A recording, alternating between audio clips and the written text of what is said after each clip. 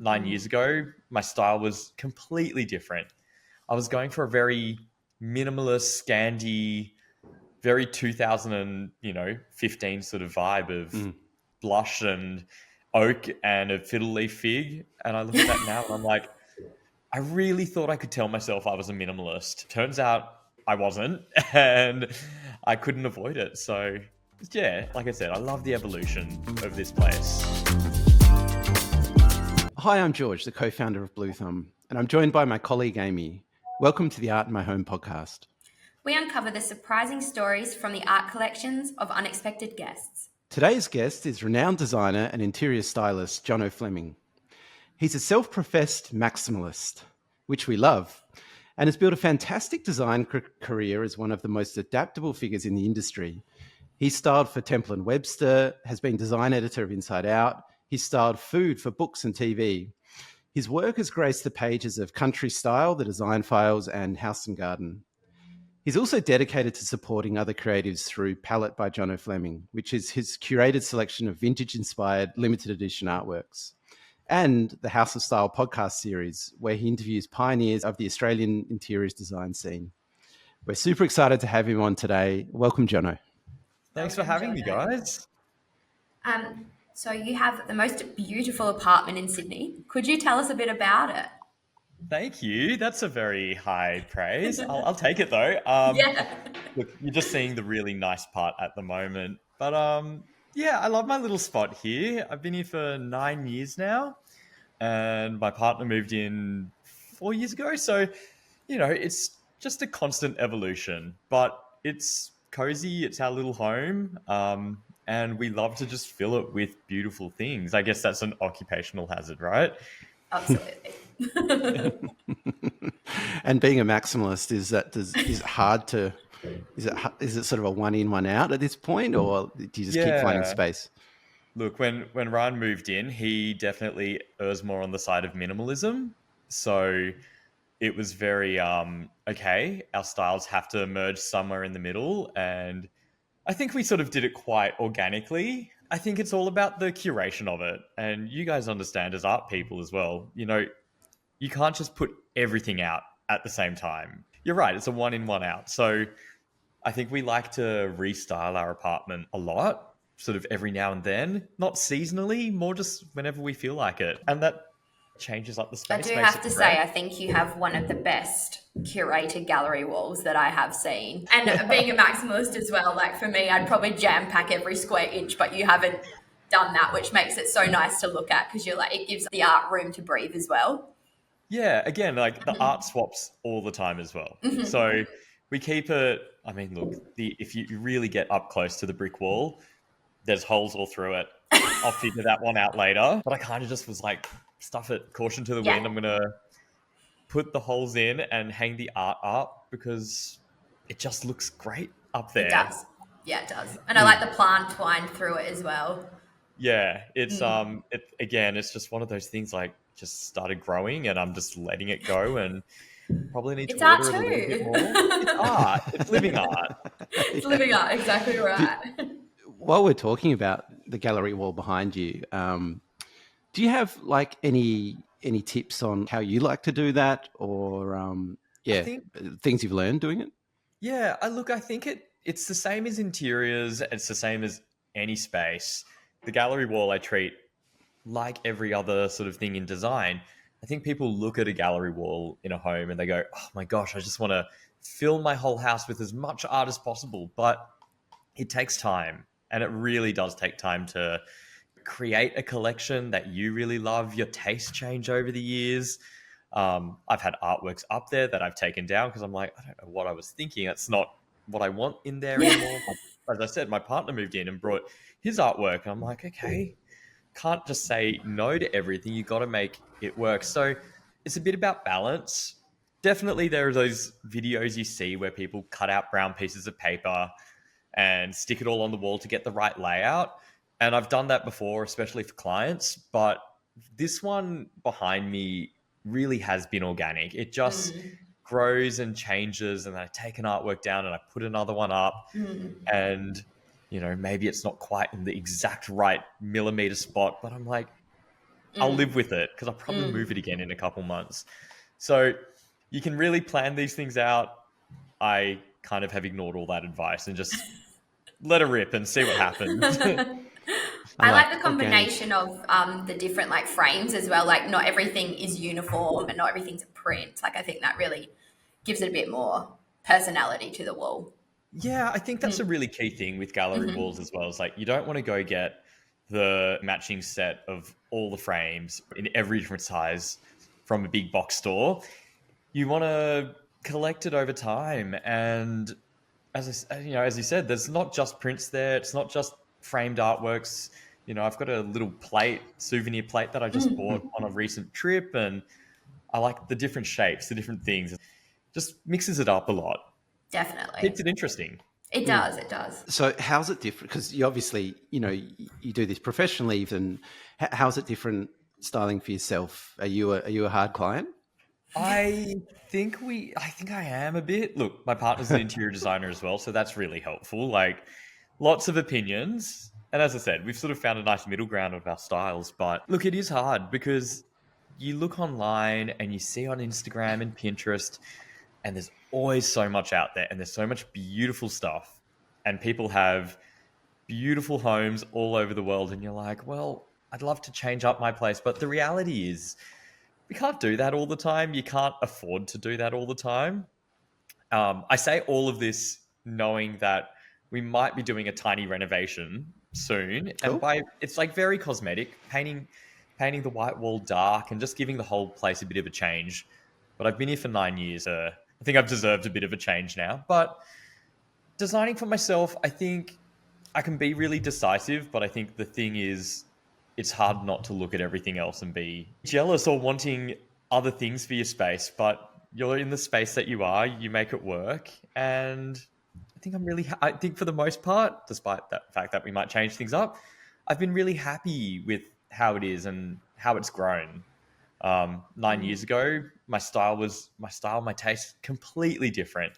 I was going for a very minimalist, Scandi, very 2015 sort of vibe of, blush and oak and a fiddle leaf fig. And I look at that now and I'm like, I really thought I could tell myself I was a minimalist. Turns out I wasn't, and I couldn't avoid it. So yeah, like I said, I love the evolution of this place. Growing into it. I love that. Fiddle Leaf Fig is 2015, I feel. Very circa 2015. I think the vine's pretty dated now. That's not on trend anymore. But what's the cool plant these days? Yeah, what is? I think people are getting like a nice big indoor tree, like a single indoor plant is what people are telling you to do. And I say do whatever you want. I'm not getting rid of my ivy because it's not cool anymore. Yeah. I spent ages trying to keep this alive. Yeah. Yes, they're hard to keep alive. Problem, we were invested. Yeah. So you'll be going from because you've got a nice light sort of Sydney apartment there with the white wall. What colour are you going to choose to change it to? Well, I think we got kind of lucky today. It is bright at the moment, but I've been having this conversation online with people going like, I don't get a lot of light in my apartment. And in about half an hour, this place is probably going to be pitch black. It's really dark and gloomy some days. So I'm kind of thinking I'm going to embrace the moodiness. And we're going in to a rich aubergine sort of maroony sort of color, which I think style-wise, I'm almost ready to take that next evolution and, I don't know, feel a bit more grown up. I don't know if that's the right word for it, but I think we're going a little bit less bright and poppy on the colors, still keeping the art, but making everything work in a little bit more toned down palette. So Cool. We'll see. Well, hey, it's a risk. I don't know if it's going to work, but Nice. It's just paint. Can always paint over it if it's really bad. Yeah. Into your parlor era, grotto. Yeah, core. exactly. That's very that. Yeah. Ooh, I like that Fantastic. description. Well, should we get into talking about some of the art that you have, Jono? Is there a particular artwork that kind of you fell in love with that kind of has kickstarted you in your journey of maybe gallery walldom?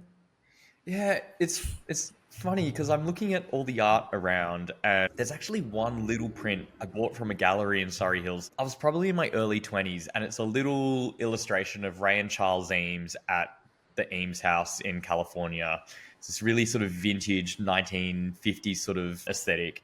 And that was my very first artwork that I bought that was framed in a beautiful walnut frame, and it wasn't a frame from IKEA. And so that was probably the very first artwork I got that sort of kick-started it all. But when I moved into this apartment 9 years ago, I was like, I want to be a grown-up and buy a grown-up piece of art.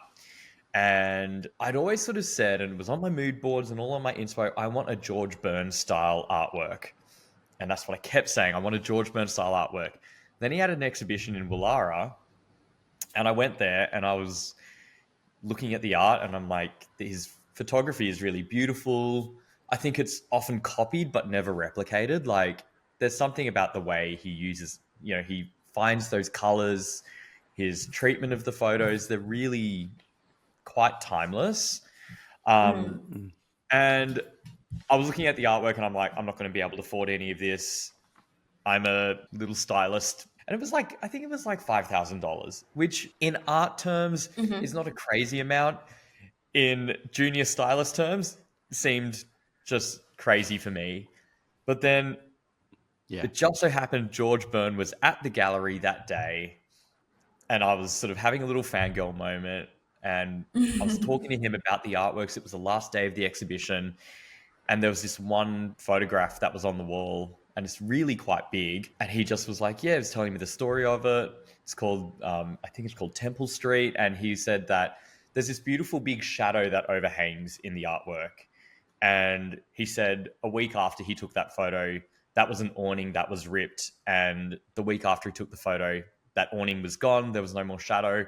So it was really this sort of moment in time in LA that he captured this little simple thing. And I don't know, maybe he really sweet talked me into it.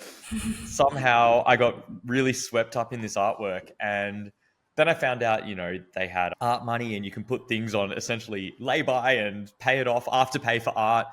And I was like, wait, I didn't know that. So I was able to pay off the art, in increments. And when I got it in my house, and it's still here, and it's still the most commented on artwork in my house, it sits by itself away from the gallery wall. And it feels like my first grown-up piece of art that I bought. And probably, to be honest, the most expensive piece that I've ever bought. Everything else is kind of a bit more in the affordable range for me. But I'm so happy that I committed to at least that one piece to kick it all off. Yeah. Yeah. And the picture you sent through of it looks like it's sort of in your dining living space. It sort of frames this dining area. And the colors are just really neutral and beautiful. And there's a beautiful sort of quiet abstractness to it. There's something really beautiful. And maybe that was my minimalist era in buying this one piece of art. Well, yeah, when I really like it. It almost,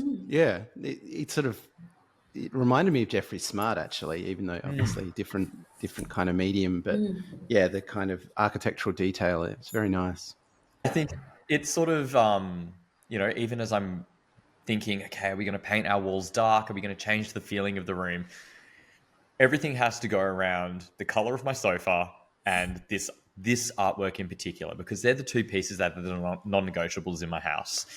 And so when I'm picking colors to repaint the house, it actually really stems around this artwork in particular, that they have to go with that. Otherwise, they're not going to be the right color, because that artwork is not going anywhere. Sure. I love that. Start from your favorite artwork and just rearrange based on that. Yeah, absolutely.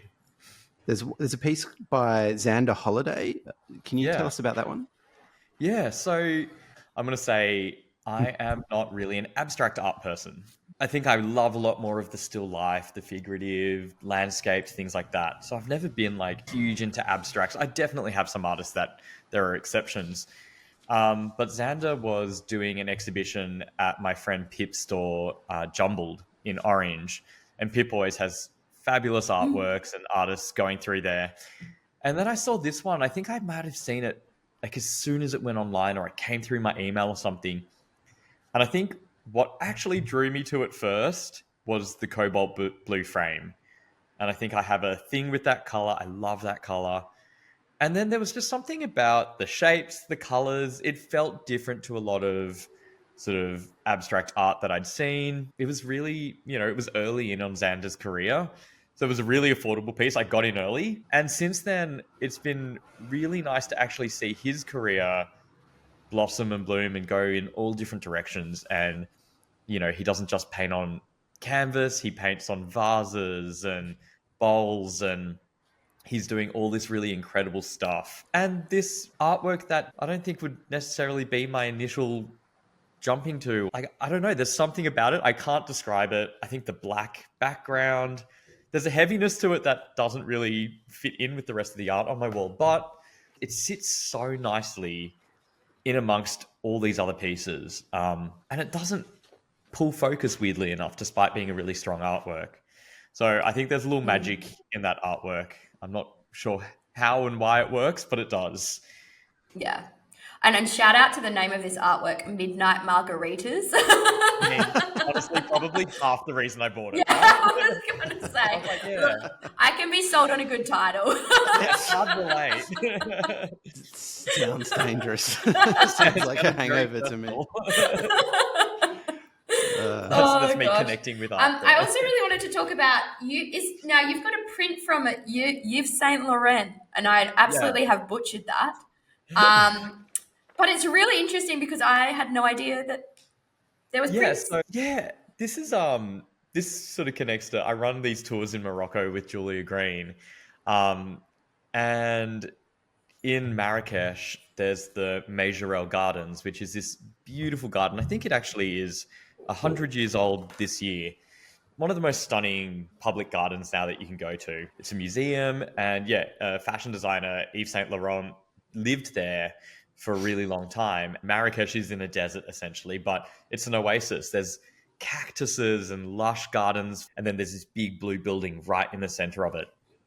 And then next door, they also have a museum dedicated to all his fashion and all things like that. And he did posters for decades. Each year would release a new poster. And I'm really annoyed because the poster that I love the most, and all the posters say love on them, and they've got all different illustrations. A snake, this one's more related heavily to the garden. And this is my favorite one out of decades of posters that he's designed. And it really frustrates me because it's 1 year off my birth year. And everyone's like, "Oh, the year you were born." I'm like, no, but that's the one I like the most. And I really didn't love the one after it. So I'm like, it's fine. It doesn't matter. It's more about, I think it just always reminds me of Morocco and that garden and being there. And really, in a color palette wise, really connects really well to the Xander Holiday piece. So it sort of connects it all. It's got that cobalt blue that you love as well throughout it. Yeah. Beautiful. I want to ask about Marrakesh, actually. Yes. It sounds amazing. I've never been. What drew you there? Tell us about it, because you've just done a trip there recently, right? Just finished one trip there, and we're going again in September, and we're going again in April next year. Wow. So yes, there's definitely something about Morocco and Marrakesh that just has a hold on me. I actually went on a tour a few years ago, run by Pip from Jumbled and Julia Green from Greenhouse Interiors. As a punter, paid my fare, went along. They were like, "There's one more ticket, you got to come." And I was like, "I don't know. It's, so far away. Like, no matter what, class of travel you go, it is a minimum 30 hours from Australia. Minimum. It is a slog to get over there." And at that time, I was working in magazines. Again, maybe a story of being a creative. Like, I was on magazine pay, and I'm like, that's not a lot of money to get you over there. But I saved up, I went, and I was just blown away. It was the trip of a lifetime. And it was me and like 12 other women. And I was just me and the girls in Morocco, very Sex in the City, people on, dressed up on the camel ride and all of that sort of thing. And then a few years later, my sister actually got married there because she lived in London. And for them to go from London to Morocco is 3 hours and a couple of $100. So they go to Morocco whenever they want. She got married there. And so we went back and I got to go back to Morocco again and actually told her, like, recommended the place where she got married. And so started to get this very personal connection of my whole family being there, my partner and everything. And then Julia was like, Pip isn't doing the tours anymore, but would you be interested in coming? And I was like, well, yeah, I'd love to. I've been there a couple times now. And so last year we did our first trip together and me running the tour. And it's a similar tour that I went on, but it's also different because we're doing our own things and changing things up. There's some staples that we absolutely hit. It's a week in Marrakesh, essentially. Mm-hmm. Yeah. It's a luxury tour. We take 12 to 14 people and we hit the ground running. We stay in beautiful private riads, which are these, old family homes that have a central courtyard, often with a pool in the middle, and just the most stunning tiles you've ever seen in your life. Night one, we have dinner on the rooftop, listening to the call of prayer and the sunsets, and you're like, this is ridiculous. And that kicks it off, and then we run around into the souks and go shopping, and we take them to museums and we take them to gardens, and then we go to the desert for a night and ride a camel and do glamping. And I mean, it's very fancy desert camping, like very fancy. There's a bathroom in your tent, there's a fireplace in your tent. You're eating under the stars, and then we come back and stay at the most beautiful sort of country club, which has 8 swimming pools and acres of gardens, and it's just a magical week. And I'm so glad that we get to do this multiple times a year and take people to really have this trip of a lifetime. And they're people from all walks of life. It's a luxury tour, but not everyone coming is from that luxury background. No, some people really save for it. And it's a bunch of like-minded people that are all there to be inspired. They're not necessarily designers. They're not necessarily stylists. There are people that own businesses. There are stay-at-home mums. There are teachers. There's mother-daughters, best friends from all over the world coming. Women traveling alone that have come out of a divorce and they're, looking to have a bit of adventure and rediscover themselves, and all these different people. It's pretty amazing to be able to take them away and create this adventure for them. And look, there's some good stories. There are some bad stories. We got all sorts of tales. What happens in the desert stays in the desert. Yeah. But the good and the bad, all of the things, it is worth doing. Julia and I aren't planning on stopping just yet because we love it. And now that we've got a couple under our belt together, each trip gets better and better because it just gets smoother. And Marrakesh in particular is growing at an alarming rate. Like, there's so many new restaurants every time we go. There's so many new shops. And they're these amazing pop-up concept stores that you'd see all over the world, and you're really not expecting it in the middle of a souk or something. So it's a really exciting, energetic place. And can't wait to go again. What are some of the treasures that you might come back with from Marrakesh? Look, we have people that go there to buy rugs for a home that they haven't even built yet. On our last trip, one of the ladies literally had her house plans and a mood board from a designer and was like, I need to buy rugs for every room in the house. And we were like, great, let's get the tape measure out. Let's go for it. There's lots of great little knickknacks and, little lamps and vases. Ceramics are beautiful there. Everything's handmade. It's also interesting. And, like I said, I bought a little souvenir plate, like kind of cheesy, tacky little thing in the markets, but I was like, it's hand painted. It's really quite beautiful. You never know what you can find. But then, as I said, there's these amazing artists that are there that have gone there to get inspired. One of my favorite artists / brands in Marrakesh is a shop called Laurence. So it's LRNCE. And she's this incredible artist. She does ceramics. She does clothing. She does mosaic tile ceramic artworks, and then recently just opened her own accommodation as well, which we got to stay at. And every room is just filled with art and detail. And there's just so much inspiration, I think, for everyone there no matter where you're staying, in an older style, in a newer style riad. It's a design overload, but it's exciting. It's beautiful. Is it hard not filling your whole apartment with Yeah, Moroccan every Moroccan art? time. Yeah. I was really, really good this time and only bought like 3 little pieces because I think I'm in the headspace of, I know I'm going back later this year, so I'm going to be going back. I don't have to overdo it.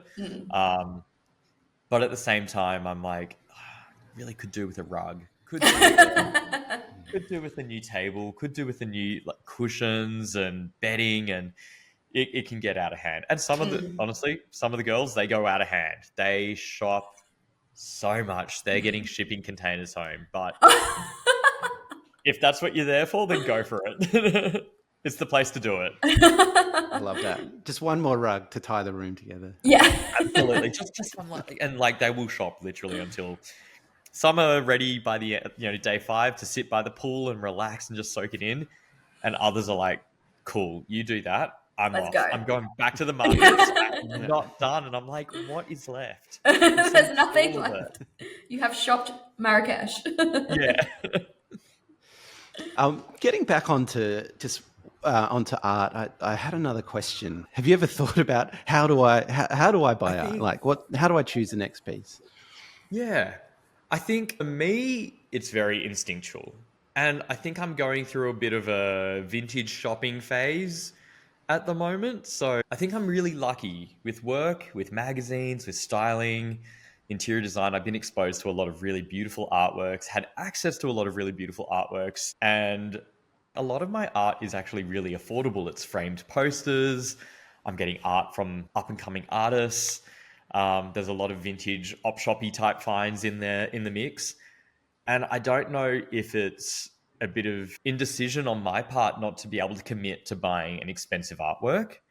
So maybe I have become eclectic in my style because I'm like, oh, if I buy that, that's really committing to one investment piece. So I've sort of built my collection with smaller pieces and affordable pieces. But as I said, yeah, I'm going through a bit of a vintage art phase as well at the moment. I think I find, especially in the affordable art, and we're talking prints mainly, there's a lot of photography, which is great, but I think there's a lot less people doing beautiful still lifes, I'm finding, that are available to mass market, or beautiful painterly landscapes.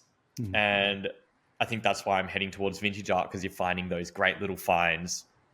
Some, local artists that decided to, paint on a canvas one day and then it ends up getting donated 20 years later. So I'm sort of loving that sort of style. But yeah, I don't know if that answers the question of how I buy art, but yeah, I think there are pieces I want to invest in. There's artists I want to invest in. I'm getting married later this year. I've got a wedding to save up for. I don't think it's my art year this year. Yeah. This is not the go big on. Yeah. No, but I think in the future, I think there's definitely artists that I have my eye on that I'm like, gosh, I really want to own a piece from this certain artist. Any particular ones? Assuming you did have a bunch of money ready to splash on it. Ready to go. There's the 2 artists actually that really stick out for me. Clara Adolphs is a really amazing artist that I really admire. I used one of her artworks in a photo shoot for Inside Out once, and it's just really, really stunning. There's a lot of movement in her artworks, and you see the paint strokes. There's almost like a wash sometimes in the way that she colors things in. So I love her work a lot. And the other one is Zoe Young, who just had a piece in Archibald. Yes. She's incredible. Stunning. And what I love is I love that she doesn't stick to one particular genre. It's not just still life. It's not just landscape. Again, there's a lot of movement. There's a lot of expression and feeling in it. The palettes are always really muted, but there's so much happening at the same time, and it doesn't feel busy. I don't know. There's something, it's the type of thing you can sit there and just explain her art. I could talk about it for hours and just maybe be rambling. I don't know if it's anything valuable, but there's something about her art that I really connect with and I love. I think she had an exhibition at the Wallara Gallery maybe a couple of years ago. Yeah. Just beautiful, really like beautiful, like pale blue tones throughout. Oh, I love, that's when I first saw her. And I saw her Archibald entry the other week, and gosh, she's talented. It's absolutely stunning. And she's done these more in recently. She's done a couple of artworks that almost start to play and flatten the perspective in almost a bit of a cubist way. And so it's really interesting to see the evolution of her own style and her own art. And she's, experimenting. And I think it's really exciting when she does all different genres and she does all different subjects. And it's exciting to see someone in front of you sort of experimenting and playing like that. Agree. Well, Jono, we should probably get into a bit more about you and how you became a stylist. Yeah. We'll need a part 2 on this one. It's a long one. I'll do the very abridged version. But 17 or so years ago, I went to uni. I was studying interior design. It's all I wanted to do. I was like, it's not just designer. I want to be an interior designer. So I worked really hard at uni. Was very lucky. Worked hard, but got some good internships, and sort of just jumped straight into the industry after graduating. Worked in some firms, taught a bit at uni. And then in my mid-20s, I got fired from a job. An interiors firm I was working for. I don't think it was fully justified, but doesn't matter. It was a very make it or break it moment for me because we were actually coming out of the recession at that point. So no one was really hiring a lot of interior designers. And I was a bit lost, to be honest. And my friend Jessica Bella was working at Temple & Webster. And that was really early days of Temple & Webster. And we're talking like over a decade ago, about a decade ago, actually. And Jess and I had taught together, and she said, come and be a stylist 1 day a week, unpaid internship. And I was such a little snob, such a little shit. I was like, no, I'm a designer. I'm an interior designer. I'm not a stylist. You just fluff cushions and you don't do anything of substance. Anyway, 3.5 years later, I was senior stylist at Temple & Webster. Learned that it was a lot more than fluffing cushions. And, we were building sets 3 to 4 times a day, 5 days a week, and styling rooms and designing things. And it was full on. It was a real boot camp of styling. And then my family farmhouse got on the cover of Inside Out that I designed with a friend. And Very cool. It was a big moment, very exciting.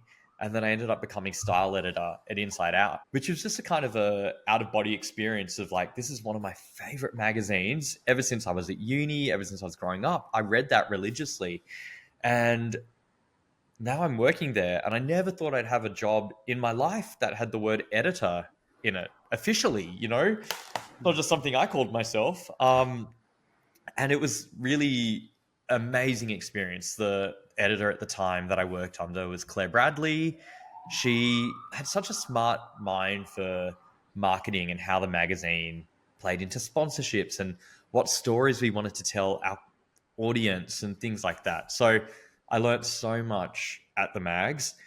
And then after a couple of years, I moved on and just started my own thing, which is a bit of everything. Now it's back to a bit of interior design. It's a bit of styling, bit of presenting, all things sprinkled in. But let's bring a whole metaphor together. It's like my art wall. It's just this evolution and it just collects over time. And I'm getting these little tastes of the design industry, but it's sort of led me to where I am now. And I'm really grateful that I had this sort of, buffet to try everything. And now I'm just being really greedy and I just want to do it all. But and I'm very tired and I don't have heaps of time. But I make that choice. I love it. Along the way, you've created a lot of content as well. So, you've done a big kind of series with Bunnings, which I think they called it the Make It Happen renovation series. And you've had sort of 5 seasons of your podcast, which interviewed all sorts of amazing Australian designers. Sort of tell us about the content side of things. I assume you've had to learn as you go, and there must have been some surprises and bumps along the way. Absolutely. I think I realized when I was at magazines, mags gave me a platform to educate in the way that I was teaching at uni before. I don't think you could pay me enough money to get back in a classroom, at least with not the students I was teaching, at least. Maybe it was them. But I really love the education side. And so getting a bit of a platform at the mags and being able to write or style, not just for prettiness, but also to teach people things, I really loved that. And I was like, you know what? I can speak in front of a camera or a microphone well enough. I want to give this a go. And so when I left the mags, Kerry Ann Jones and myself were like, let's get together and start a podcast. To be honest, there were a couple of goals with the podcast. It was one, we were leaving magazines. And so we were like, we want to stay relevant in this industry. We want to still be talking and keeping our voices heard. And two, we knew so many people at the mags and we knew their stories, and then you just put their pillowcase, in a shoot. But nobody actually gets to hear, how did Kip & Co get to the point of getting their pillowcases in a magazine shoot? Like, how did that happen? So we knew all these great brand stories and they weren't really being shared anywhere. So that's why we just were like, well, let's just do that. Let's just hear how people came to where they were, and how they made it.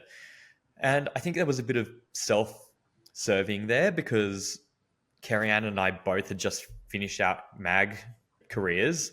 And we were like, what's next? So to hear how people evolved over time in their careers was really inspiring.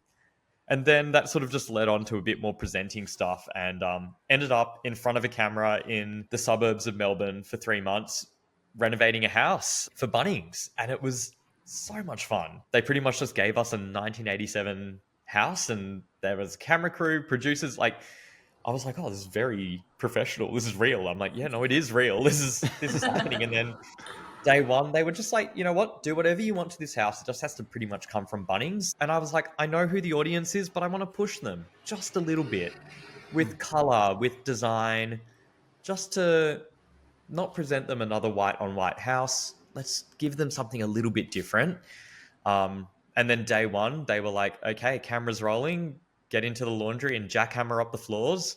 I've never done this before. And are we really going to be filming it for the first time? Okay. I can't say I was an amazing tradie by the end of it, but my presenting got a lot better because I was on camera for 3 months every day. And it's been really fun. And now I get to do a bit more presenting work, and I'm a host on a weekend travel show in Sydney called Sydney Weekender, which I think there is a Melbourne Weekender now. I think there is, yes. Similar to sort of postcards in Melbourne. I think there's one in every state. Yes, yeah.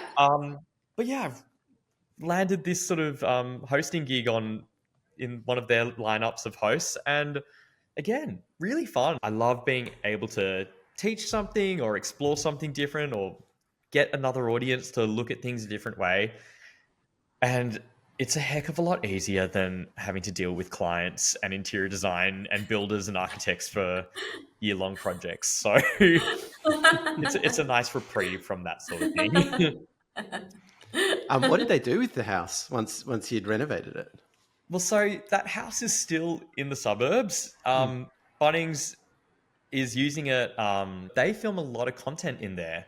I think they've repainted my walls and ripped out things from the bedroom I designed. And just because they've got this house that they can constantly churn out different DIYs and things. And I think it's a very different house to where I left it. And I have to let that go. That's not my house anymore. Never was. But yeah, I'm really proud of what we did as a team for that whole house, because there were so many people involved, and it wasn't just myself and a camera crew. There was, the behind the scenes. There was a whole team of amazing people from Bunnings stores all over the country that came to build this house with us. So it was a very, very special project that I got to do. So design-wise, Jono, do you have any design or sort of style heroes? You mentioned the Eames brothers as well, and that was your first artwork. Do you have any design heroes that you revere?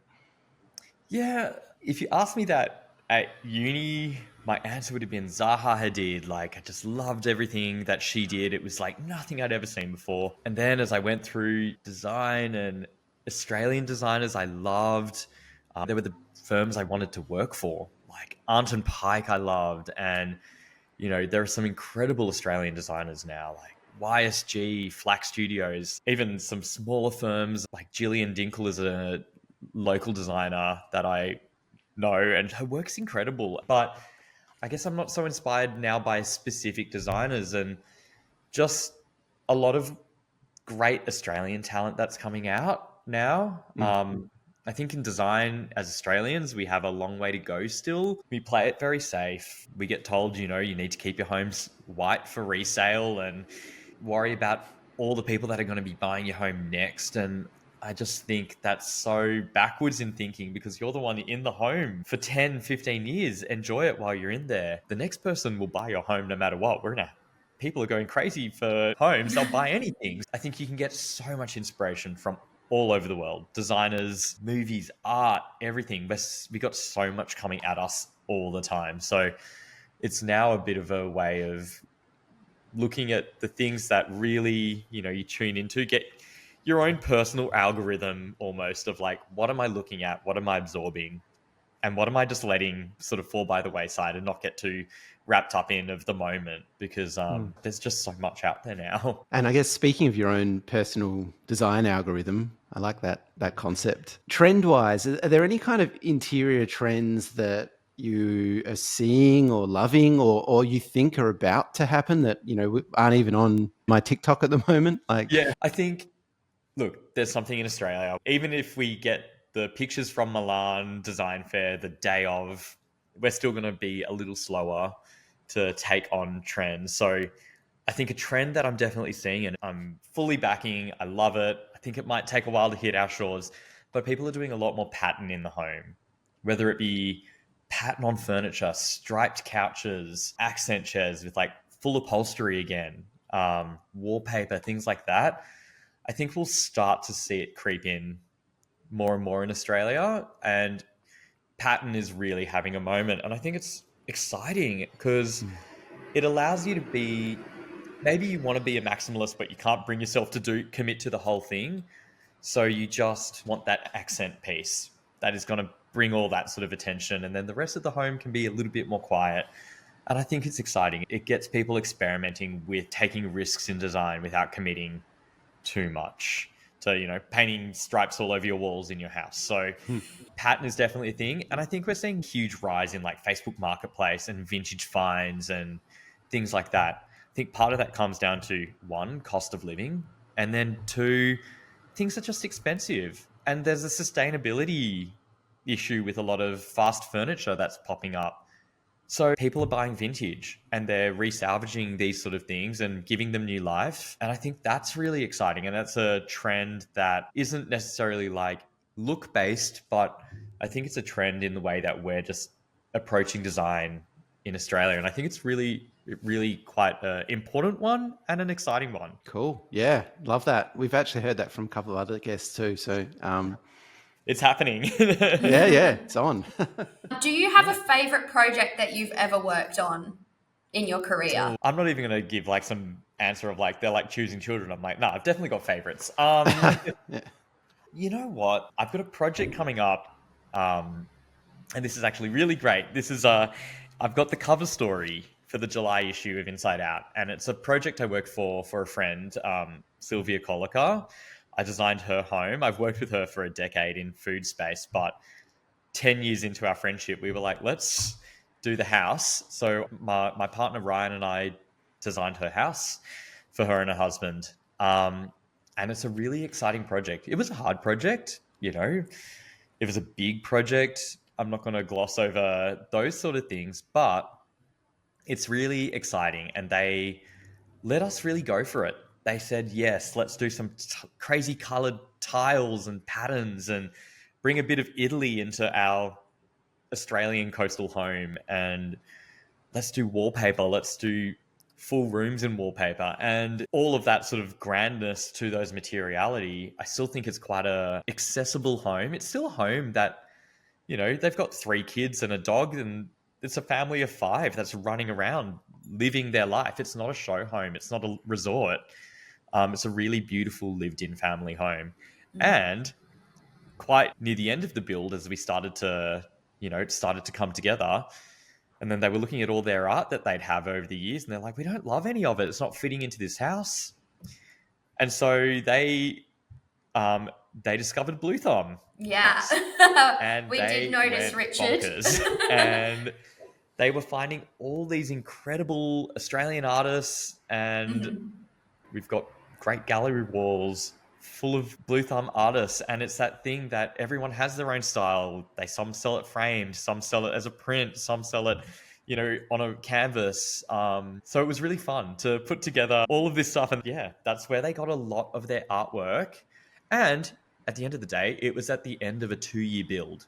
They'd spent a lot of money on this build to get it to where it was. And I think that's when they really appreciated some of the art that they found on Blue Thumb, because you can support these smaller local artists, get some great affordable pieces that are originals. Like, it's so rare to find that out there. So yeah, that one's coming out in Inside Out in a couple of weeks. So yeah, keep an eye out for Can't that wait one. to see it. Fantastic. Love to hear it. Richard would always, every time he purchased something, he would always shoot the artist a quick message just to be like, we're so obsessed with your artwork and thank you. So I can't wait to see that project, just to see what the artworks look like in the spaces.